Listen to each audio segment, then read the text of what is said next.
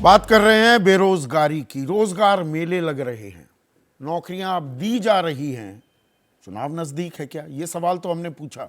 लेकिन प्रोफेसर संतोष मेहरोत्रा, उससे ज्यादा गंभीर और सबसे अहम सवाल जब हम बेरोजगारी की बात करते हैं, क्या वो ये है कि हमारे पास असल आंकड़े क्यों नहीं है।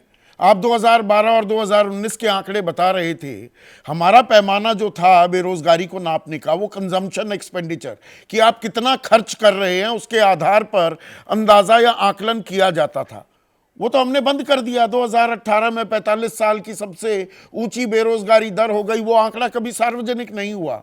आंकड़ों के बिना हम समस्या का हल कैसे निकालेंगे? नहीं संजीव भाई, एक चीज मैं साफ कर दूं।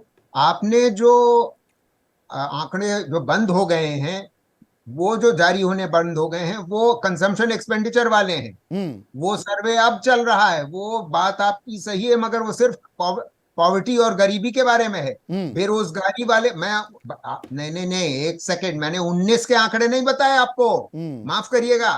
मैं आपको ये एहसास दिलाना चाहता था कि कोविड से पहले ही रोजगार बहुत कम सृजित हो हम्म। रहा था।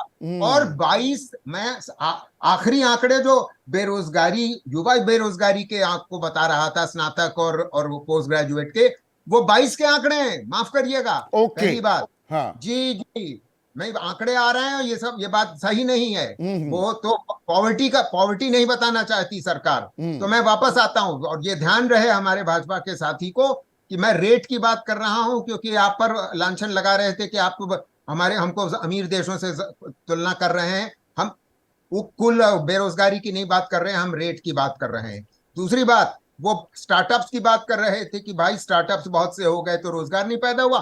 कौन कह रहा है नहीं रोजगार पैदा हुआ? जाहिर है संगठित क्षेत्र में रोजगार थोड़ा पैदा हो रहा है, मगर असंगठित क्षेत्र की वाट लग गई है, पहली बात। उसके कारण मैं समझा चुका हूं। और संगठित क्षेत्र में भी दिक्कत यह है कि उस रफ्तार से रोजगार नहीं पैदा हो रहा है जिस रफ्तार से लोग काम ढूंढ रहे हैं, क्योंकि हमारे देश के युवा सारे पढ़े लिखे जा रहे हैं। तीसरी बात, किसान की आय दुगनी करने का वादा किया था सरकार ने 2015 में, 22 तक। वो दुगनी क्या, वो बढ़ी तक नहीं है। हम्म। चौथी बात, हम कटोरा लिए खाने के लिए 60 के दशक में जरूर भी घूमते थे, मगर 70 के दशक में हमने ग्रीन रेवोल्यूशन हम लाए।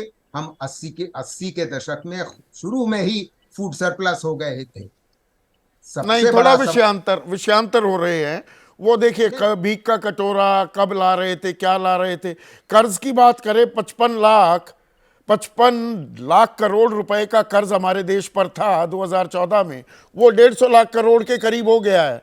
तो ये थोड़ा सा अलहदा हो जाएगा। मैं अब आपसे पॉइंटेड 25 सेकंड में रिस्पांस चाहूंगा। संतोष मेहरोत्रा, बिल्कुल बेरोजगारी एक समस्या है, हल क्या है? देखिए, आरोप प्रत्यारोप से कुछ नहीं निकलेगा। बिल्कुल आपकी बिल्कुल निगाह में तत्काल हल निकालने के लिए एक बड़ा कदम क्या उठाना चाहिए? क्रिस्प आंसर चाहूंगा।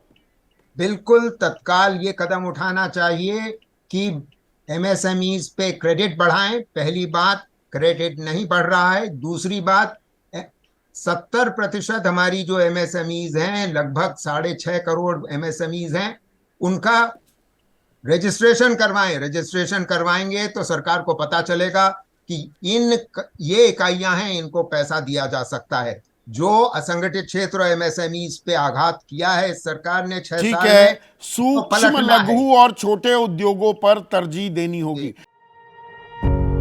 पत्रकारिता कोई इमोशन नहीं है, ना अपना कोई ज्ञान देना है और ना कोई विचार थोपना है। पत्रकारिता क्या है?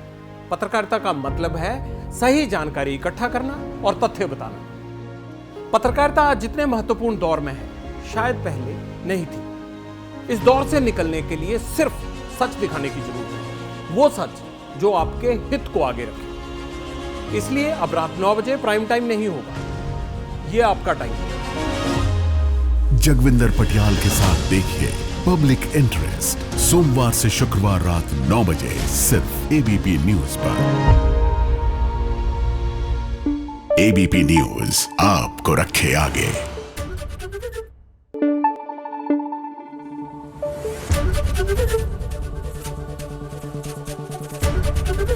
एबीपी न्यूज आपको रखे आगे।